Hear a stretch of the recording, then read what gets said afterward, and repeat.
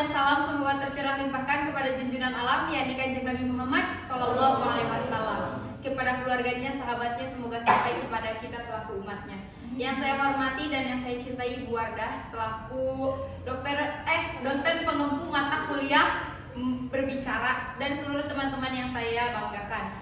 Di sini saya dengan teman-teman kelompok saya yang cantik dan tampan akan membawakan materi terkait pembelajaran di sekolah dengan anggotakan saya sendiri Amelia Jamil. Saya Miss Fatimah Fani. Saya Dewi Sri Rahayu. Saya Muhammad Judi Rahmat. Di sini kita akan membawakan metode atau cara-cara mengajar begitu beragam. Jadi teman-teman diharap menyimak dengan baik dan mohon kerjasamanya.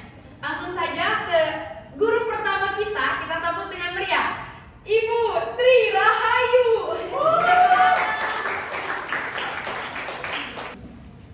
Bismillahirrahmanirrahim. Assalamualaikum warahmatullahi wabarakatuh. Waalaikumsalam warahmatullahi wabarakatuh. Selamat siang anak-anak. Siang, Bu. Apa kabar hari ini? Alhamdulillah, luar biasa. Allahu Akbar. Ada teman-teman kalian yang tidak hadir? Ada, Bu. Siapa? Bagus. Bagus. Yurdi, Bu. Kenapa Agus? Oke. Di sini kalian kelas 12 kan ya? Iya, Bu. Jadi kalian ini materi selanjutnya yaitu mengenai teks editorial. Tapi sebelum mulai ke materi, Ibu punya sebuah lagu di awal. Nanti kalian jawab ya. Siap. Bentar. Kalau misalkan Ibu bilang siswa kelas 12 apa kabarnya? Baik. Siapkah kalian untuk belajar? Siap. Semangat semuanya, dengar dengan seksama. Siswa kelas 12 semuanya hebat. Gitu ya. Udah tahu? Udah tahu. Oke, kita ulangi lagi. Siswa kelas 12 apa kabarnya?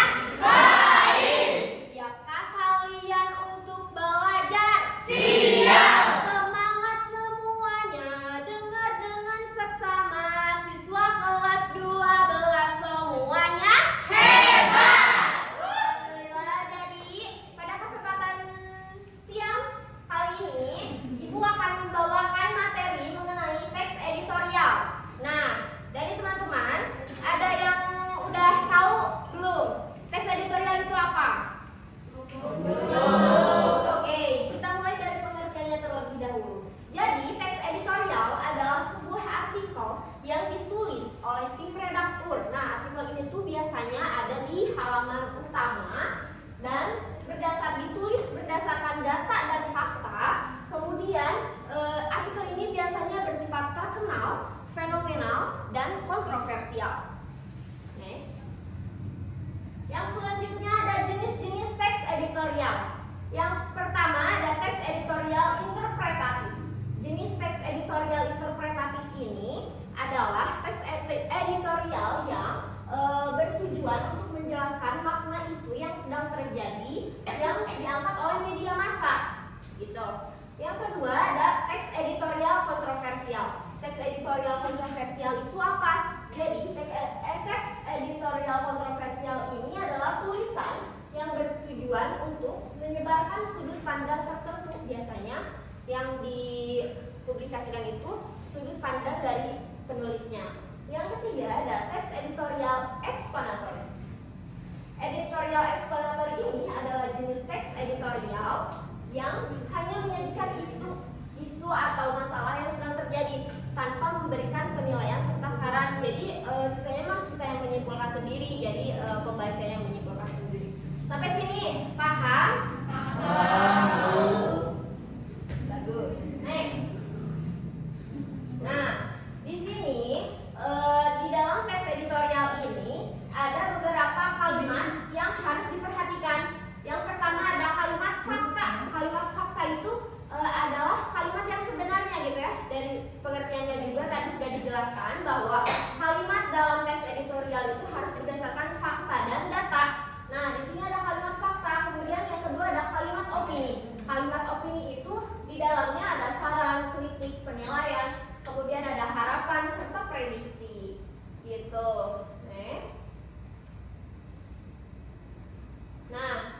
juga ada kaidah kebahasaan. Kaidah kebahasaan itu apa?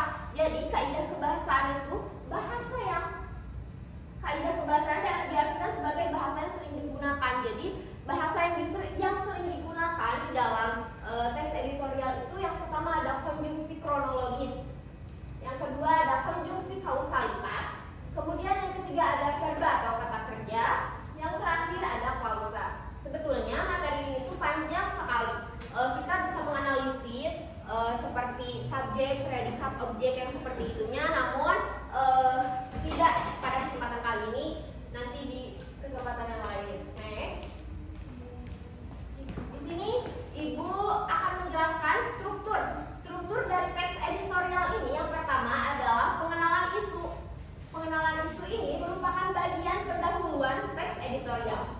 Fungsinya adalah mengenalkan isu atau permasalahan yang akan dibahas dalam bagian berikutnya. Pada bagian pengenalan isu ini disajikan peristiwa serta persoalan yang aktual, fenomenal, dan kontroversial. Yang kedua, struktur yang kedua adalah penyampaian argumen.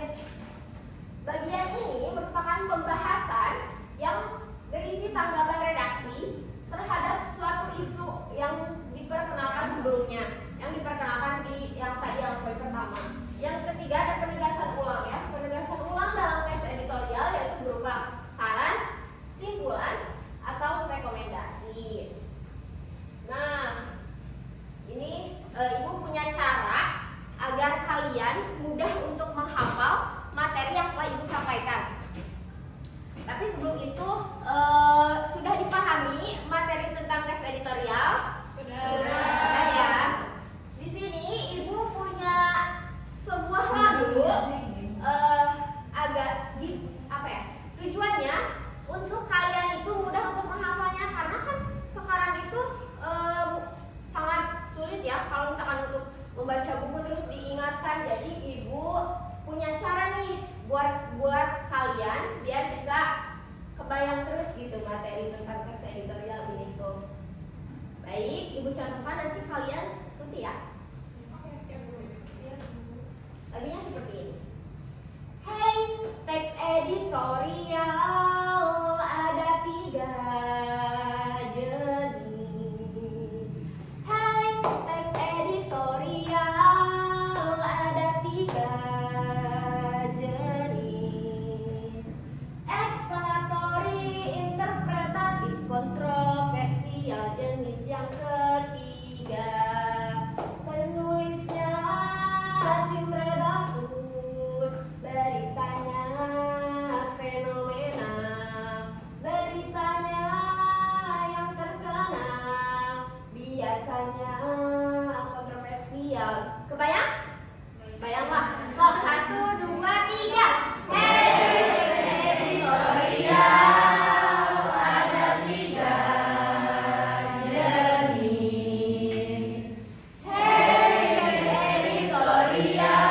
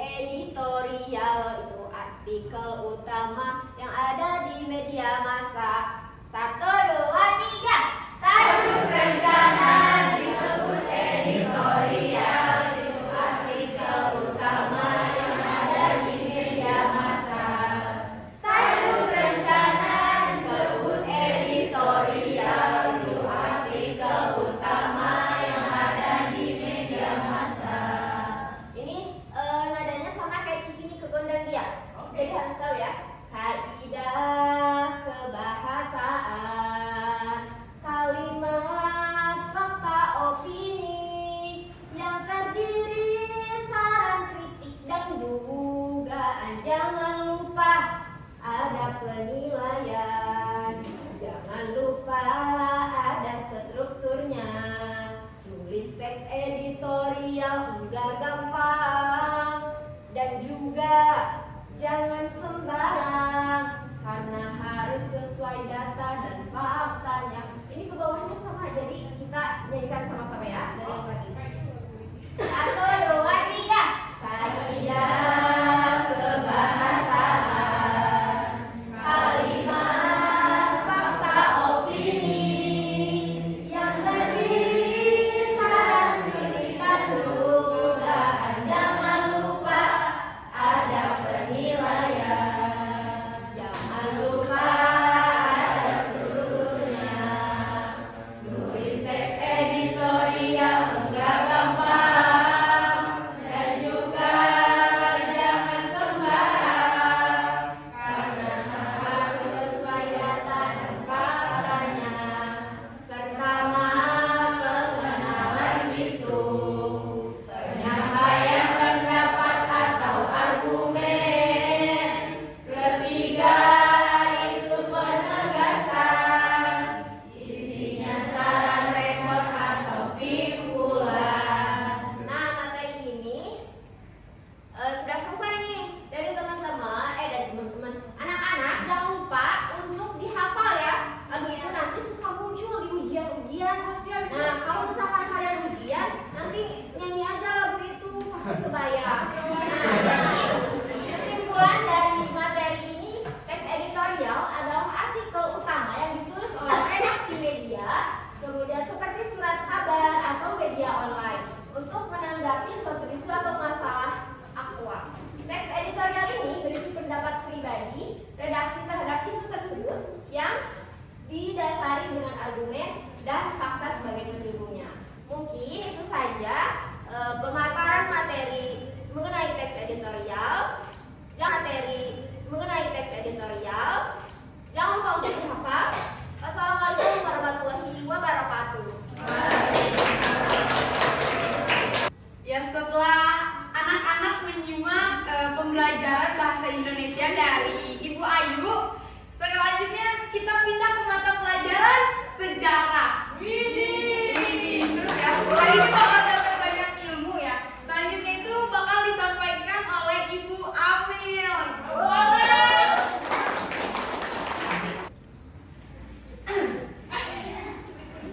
Assalamualaikum warahmatullahi wabarakatuh, anak-anak. Waalaikumsalam warahmatullahi wabarakatuh. Sehat semuanya, nak?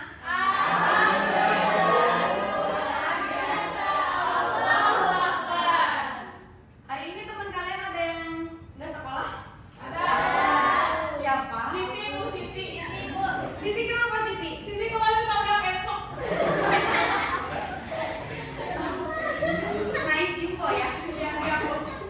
Setelah kemarin kita masuk ke dalam mempelajari sejarah tentang kemerdekaan Indonesia, ternyata negara kita tidak langsung merdeka begitu saja ya.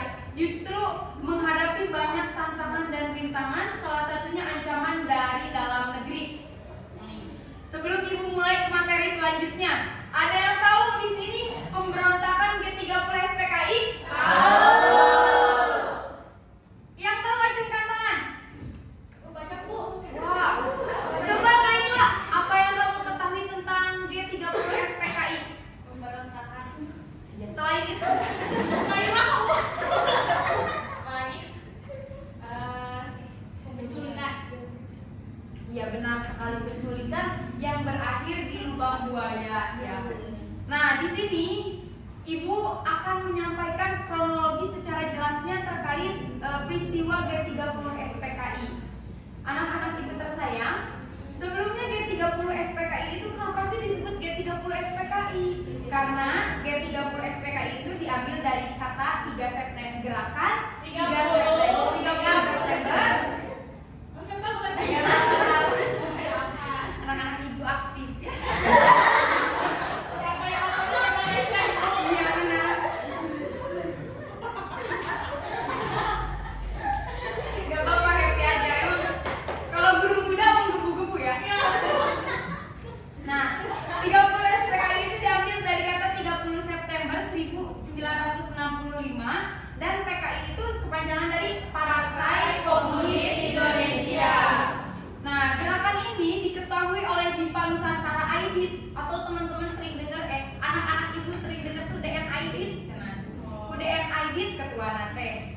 ibu.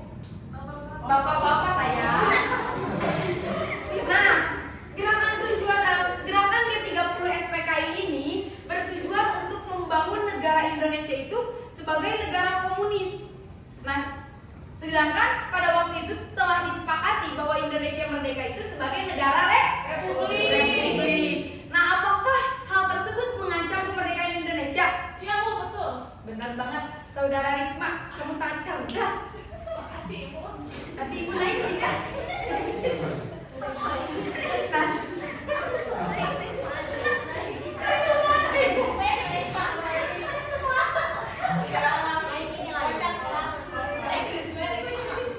Naikin nilainya. Nah, kronologi kejadian secara jelasnya ibu akan jelaskan. Anak-anak ibu yang soleh-soleha harus menyimak karena selanjutnya kita bakal ada game yang dimana kalau misalnya anak-anak ibu yang soleh dan soleha bisa menjawab pertanyaan dari ibu, bakal mendapatkan bintang.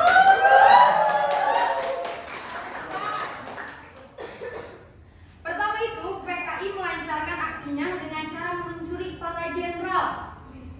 Menculik tuh, pertama diculik. Nah, pada tanggal 30 September 1965, Leto Untung menunjuk Letu Dul Arif sebagai ketua pelaksana penculikan para jenderal dan perwira tinggi militer. Kenapa sih kiai yang diculik harus militer? Nah, selanjutnya kita bakal tahu kenapa nih harus petinggi-petinggi militer yang diculik duluan. Pada pukul 3.00 waktu Indonesia bagian barat, pasukan Cakrabirawa dan anggota PKI bergerak dari Halim menuju rumah para perwira tinggi militer. Jam berapa? Jam 3. Itu enaknya ngopi jam 3. Pasukan Cakrabirawa membunuh Letko Ahmad Yani, Maijen MT Haryono, dan Brigjen D. Panjaitan di rumahnya masing-masing. Jadi ada yang dibunuh di rumahnya masing-masing, ada juga yang dibunuh di tempat ya, di lokasi yang telah disediakan. Selanjutnya, pasukan Cakrabirawa menangkap Maijen S. Parman, Brigjen Suryono, dan Kapten Tanjan dikira sebagai Jenderal Ahmad Nasution. Sebenarnya para penculik juga belum hafal betul ya wajah-wajah yang akan mereka culik. Selanjutnya, fakta selanjutnya dalam kondisi ini Jenderal Ahmad Nasution sudah berhasil kabur. Ini satu-satunya jenderal yang berhasil kabur dari pemberontakan ini. Dia pergi melewati dinding yang berbatasan dengan taman di kedutaan besar Irak. Setelah itu, pasukan Cakrabirawa membawa jenazah ketiga perwira dan membunuh ketiga lainnya di lubang buaya.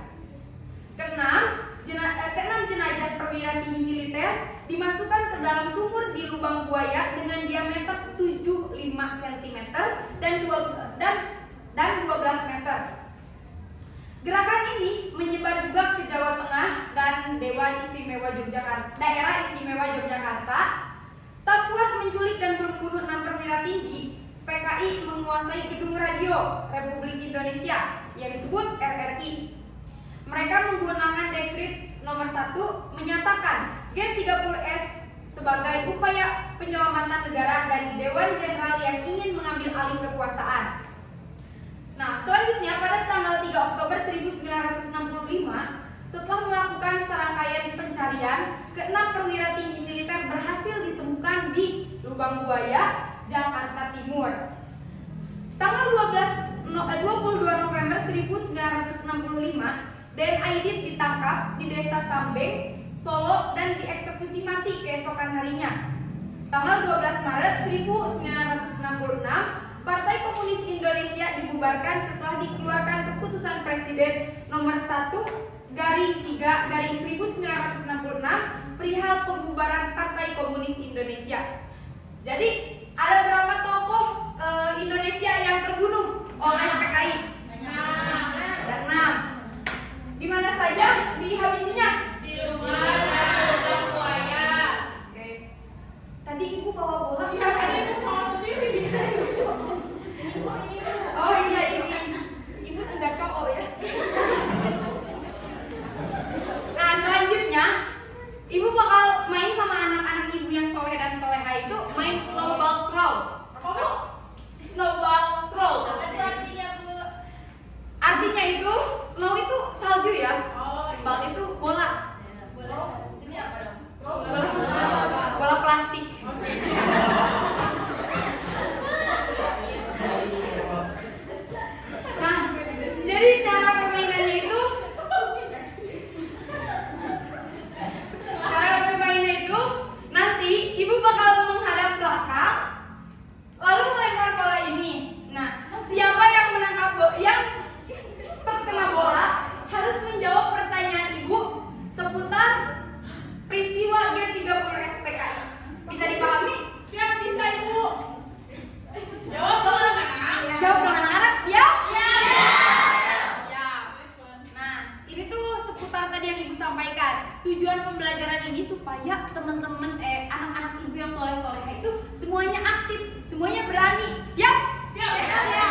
Ibu mulai ya. Aku ya. Enggak, aku enggak akan.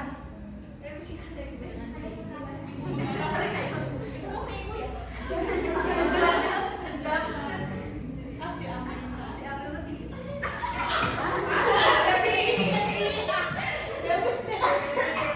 Siapa yang kena? Devi. Oke. Itu tulisan Ais. Dua-duanya. Oh, Ais. Ais. Ais apa Devi? Ais. Oh, ulang ya. Muncak Sunda mah lasut.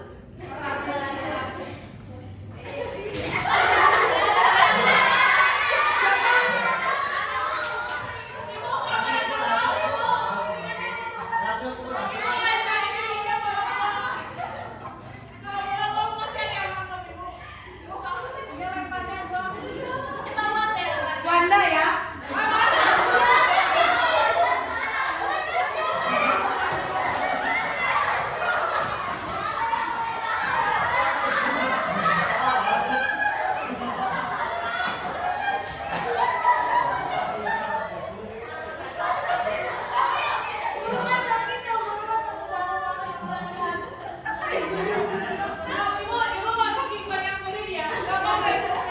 Maaf ya, Ibu ngajar di PB juga soalnya.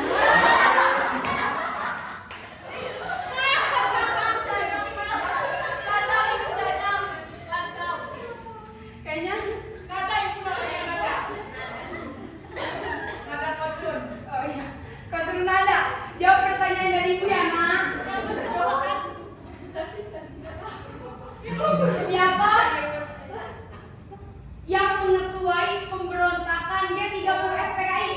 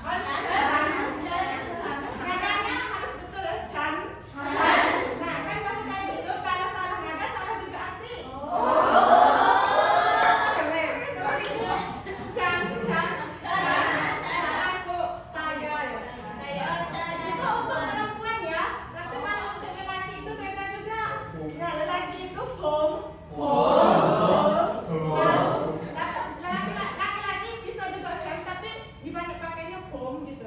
Kalau kom, ya kom. Transformer. Kun, kun, kun itu Anda kan? Masuk dalam sopan gitu. Kun, Anda.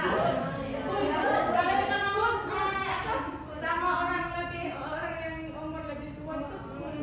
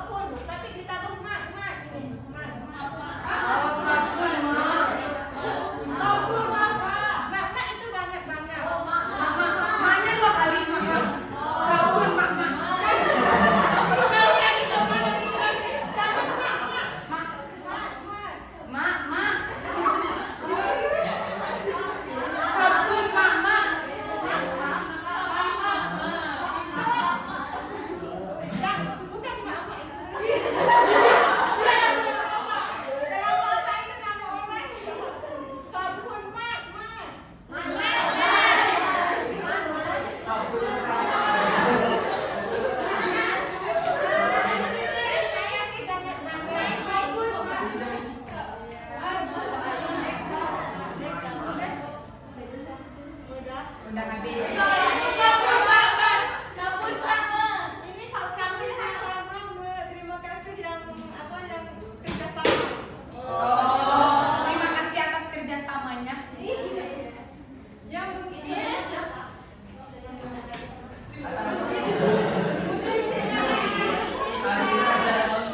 cukup sekian aja ya. Tapi kita harus kita kalau mau pelajari lagi kita bisa buka di YouTube atau di mana bisa begitu ya. Ya, ada salah dan silap, mohon maaf. Sekian wabillahi taufiq wal hidayah. Wassalamualaikum warahmatullahi wabarakatuh. Sawadika. Oh, sawadika. Setelah kita terbang jauh ke Thailand, kita akan kembali ke Indonesia untuk mempelajari banyak hal. Tapi di sini setelah kita belajar banyak ilmu, kita akan melatih fisik kita supaya sehat walafiat. Pada hari ini kita akan langsung belajar Muay Thai. Saya langsung mengundang guru atlet kita ya, saudara Judi jauh-jauh. Muay Thai itu di mana? Dari Thailand. Oh, Muay Thai di Thailand barudak. Jadi sama-sama ini olahraganya. Jadi kita masih di Thailand ya, belum pulang ya. Belum dulu, jangan dulu pulang. Langsung kita sambut guru Muay Thai kita, saudara Judi. Assalamualaikum warahmatullahi wabarakatuh. Gimana kabarnya ini anak-anak?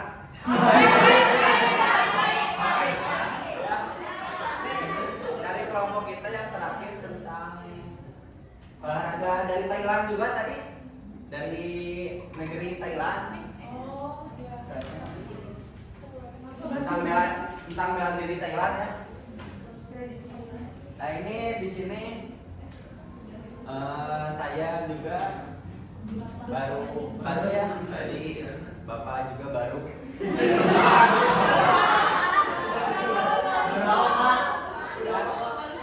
Di sini ada yang tahu sama Muay Thai nggak? Bela diri Muay Thai? Tidak.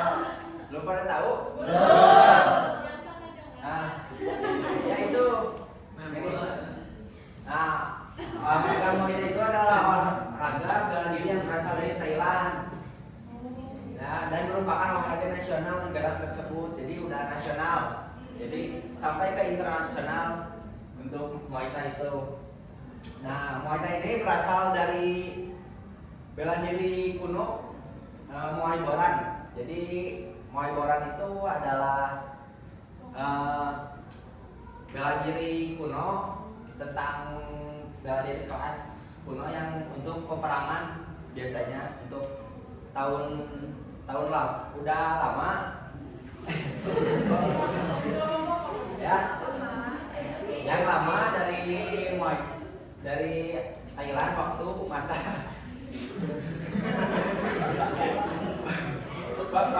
peperangan ya, digunakan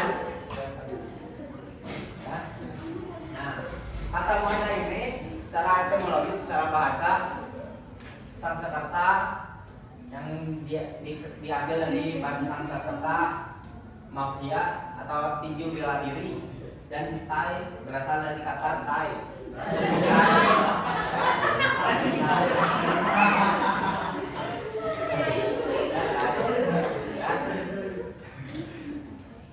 Nah, di sini Muay Thai disebut seni 8 tungkai. Ada yang tahu 8 tungkai? Tidak. Nah, yang pertama ada tangan, kedua tangan, 2, sikut 2, 4, sama sikut sama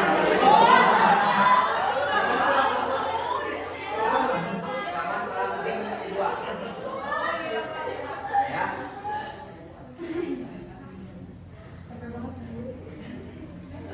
Nah, di sini ada teknik dasar dari Muay Thai, ada pukulan, yang kedua lutut, yang ketiga tendangan, dan yang terakhir sikut. Ada yang mau praktek coba?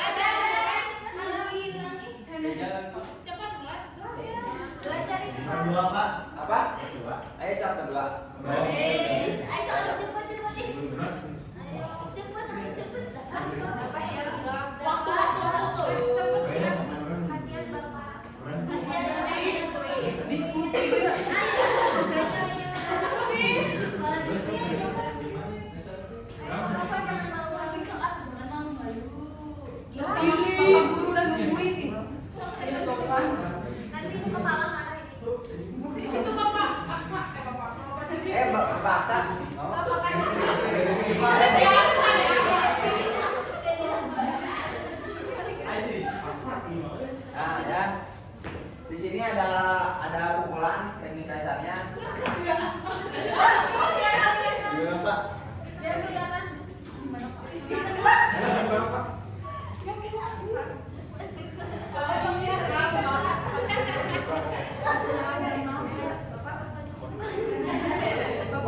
Nah, yang pertama di sini adalah pukulan kiri, tangan kiri atau biasa disebut jab. Jab itu pertama kuda-kuda dulu. Kuda-kuda.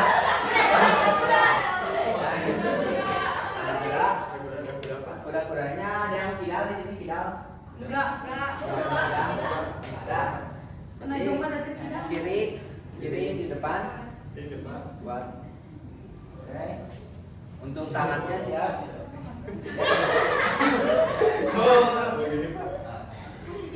Nah, yang pertama jab atau pukulan kiri untuk gunanya jab ini buat memukul untuk mencari kelemahan atau gimana caranya nyari kelemahan lawan, misalnya ada yang kurang nih jab dulu. Bentar ya. Nah, sekarang jab, jadi pukulannya masuk. Nah, masuk. Ini putar. Nah, ini Pak. Putar. Ini ada jinjit. Nah, ini jinjit.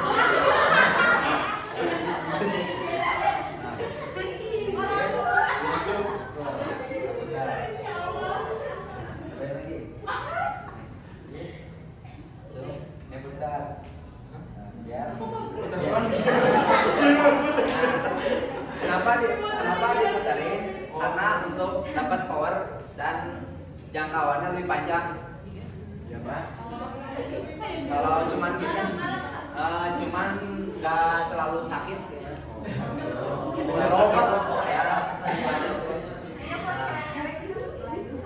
Apa? Nah,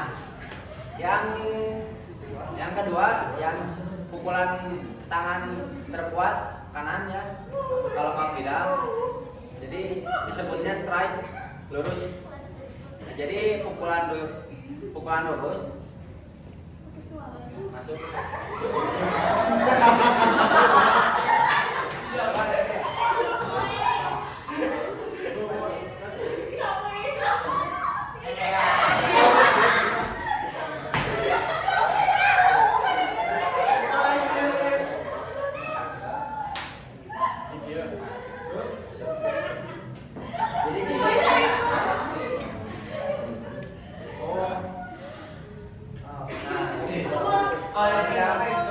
Yang mana jauh orang itu?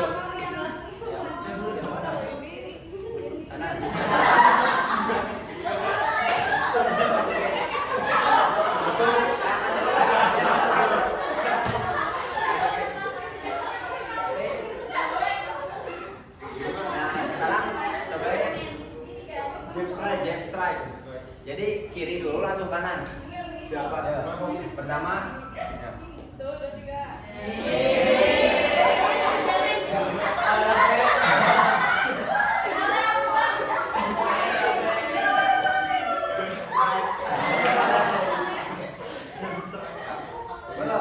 Bareng-bareng ya, bareng. Ya, 1, 2, 3. Jab strike. Nah, tadi itu kurang masuk. Kalau di dia Di sini ya. Ya, 1, 2, 3. Strike. Lagi. Jab strike.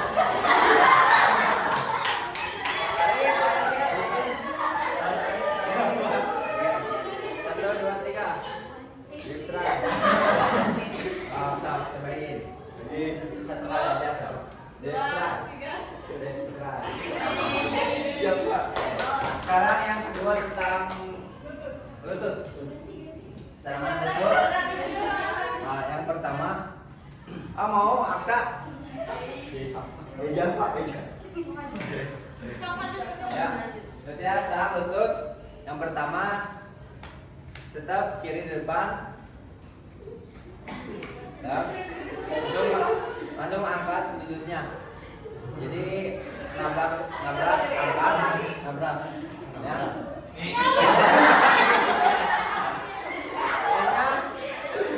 Ini teman-teman, anak-anak lututnya dirapetin sama betis, ya.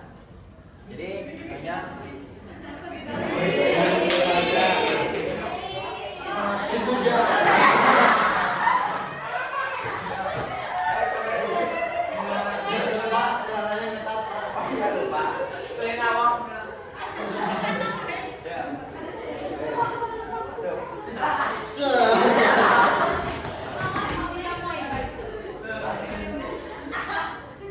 Sekarang langsung aja ya.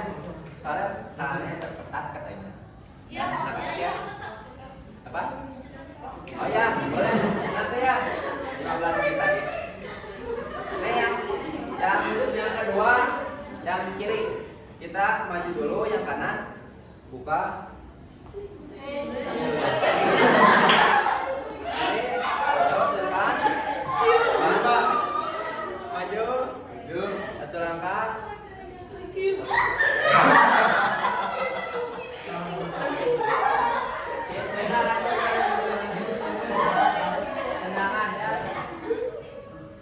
Tendangan ya. Nah, untuk tendangan ada empat tipe tendangan. Contohnya untuk serangan lutut dari bawah kaki sampai ke lutut disebutnya sweep untuk agar kaki lawan tidak seimbang dan jatuh, ya. Dan yang dari lutut sampai ke pinggang disebutnya low kick atau tendangan bawah. Nah, untuk yang tendangan yang ketiga, tendangan middle, tendangan samping dari lutut sampai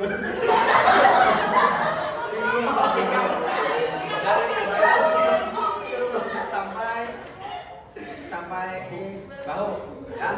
Dan yang terakhir high kick itu dari atas kepala, untuk atas kepala.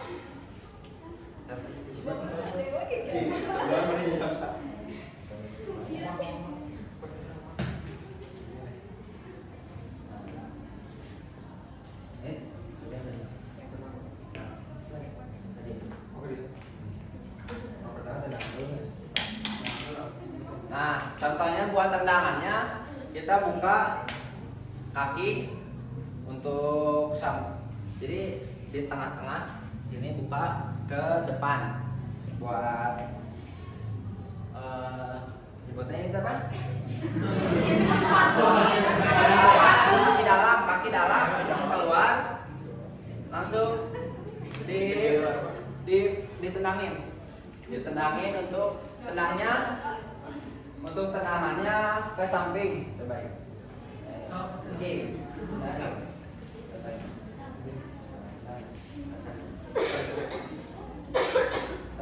Nah, ini dibuang.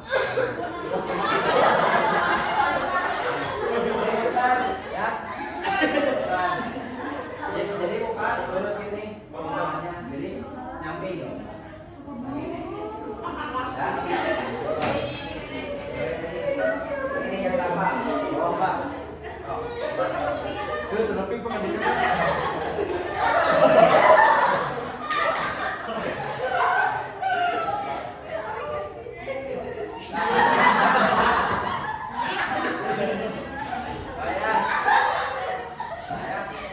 Jadi tendangannya nyamping ini bukan ke depan. Nah, tendangan juga di sini bisa disebut push kick, kita tuh ngedorong tendangan. Jadi seperti depan buat ke dada atau ke kepala bisa, ataupun disebutnya tap kick disebutnya. Jadi cuman ngenain doang. Ya. Sekarang untuk yang terakhir sikut. Nah, di sini sikut itu bela diri yang di Muay Thai itu sikut itu cuman di bela diri Muay Thai ya.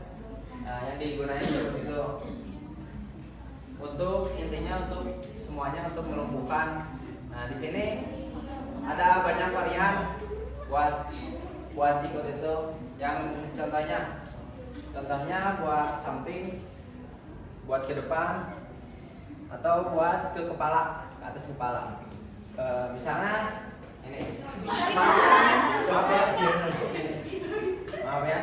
Ini buat ke samping, ini ke depan, ini ke kepala, ke atas, ya. Ya. Nah,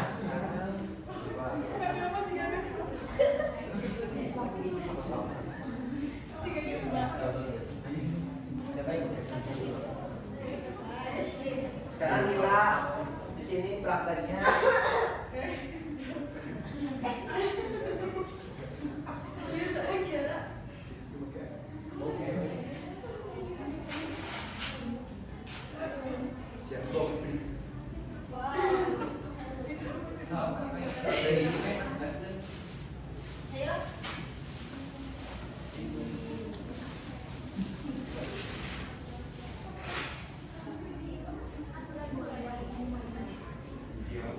Tadi sini kita pakai pad boxing karena nggak ada lagi kan.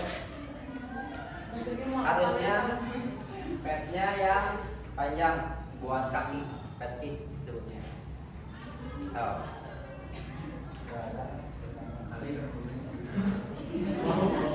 Kayak tadi ya. Jadi buat pukulan, maju, ya, doain. Yo, maju. Jep, jep, lurus, jep lurus, kiri, lagi, kanan, strike, kiri, kanan, kiri kanan, ya,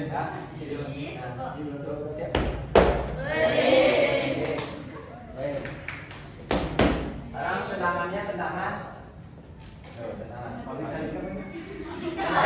makasih ya, makasih. Nah,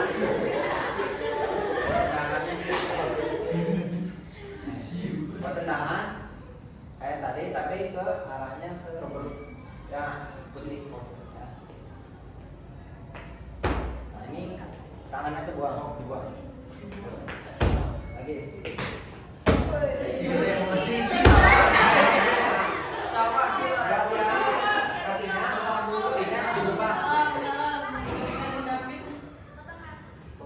Nah, di sini kakinya dibuka ya.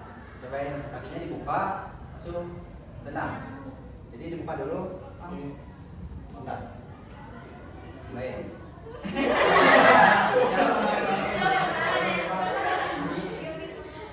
Artinya buka kaki. Nah.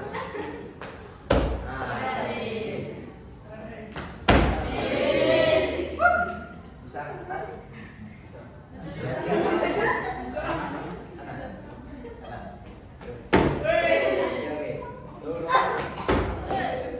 Nah, sekarang tutup ya. Buat tutup ke depan. Ininya di rapetin betisnya sama pahanya. Coba ya. Yang kanan. Rapetin. Oke. Oke.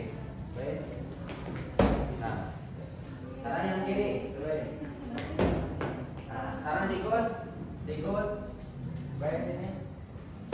Sikut. Lagi. Buat di depan sikutnya. Depan.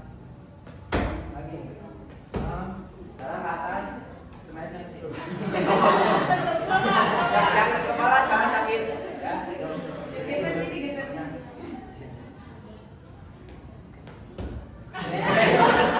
Dari atas atasnya ke bawah. Jangan pelan. Ya. Dari atas. Wah, naik dari atas. Kepala.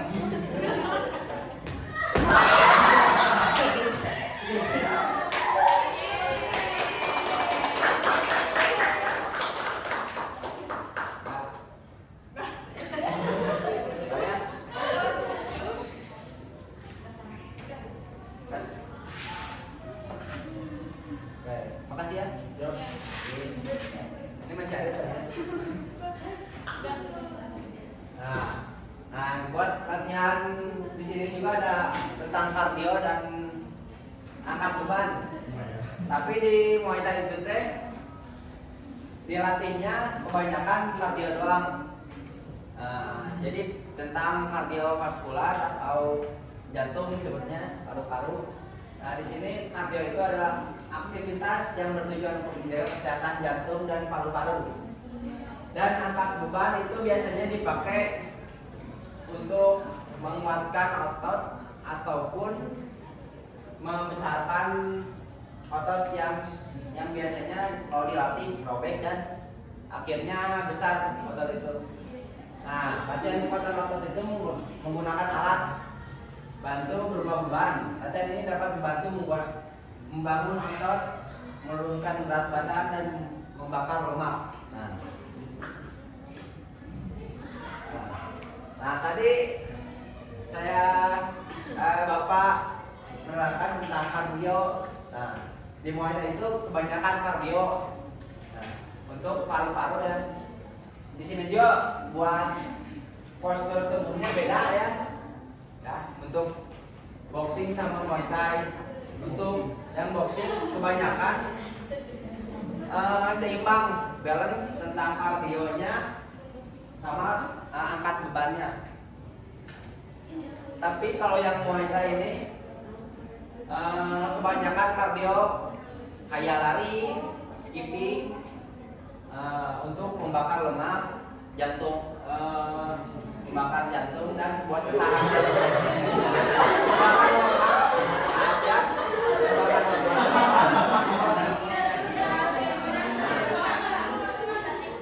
Jantung banget. Oh ya, membakar lemak, ya. Membakar lemak. Tapi di boxing ini ototnya pada besar-besar ya. Gabi. Karena di sini latihannya beda latihannya. Bapak kan mau ini kan selamat kan? Apa? Ya. Ada yang mau ditanyakan? Oke, cukup. Oke, cukup. Juara.